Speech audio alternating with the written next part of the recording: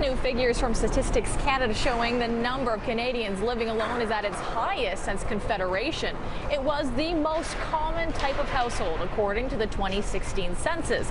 Solo dwellers making up 28% of all households in Canada. Meanwhile, owning a home or condo here in Toronto has never been more difficult for a young person. Perhaps that's why the figures also show that more young adults are choosing to live with mom and dad. And when it comes to Canadian cities, Toronto tops the list for that one. I have to stay with a family member now because, to be quite honest, being able to afford anywhere around here is just unfeasible and impossible nearly.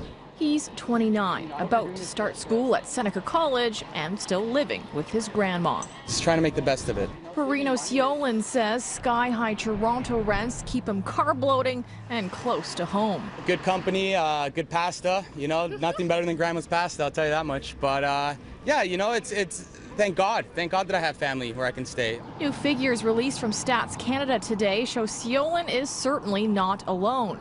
Toronto is the city with the most young people yet to leave the nest.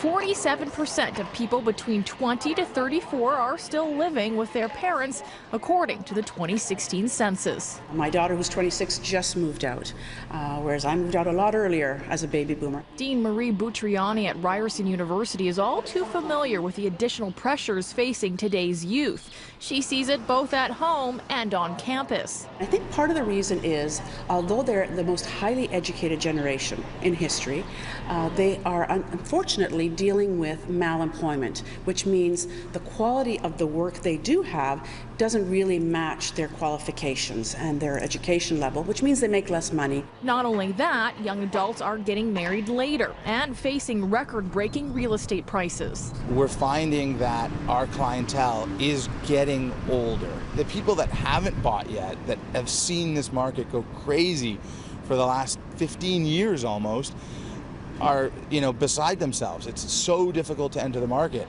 All this keeping kids closer to home, full of trepidation, yet at least with a full stomach. I dread to think about the people who don't have the family to stay at.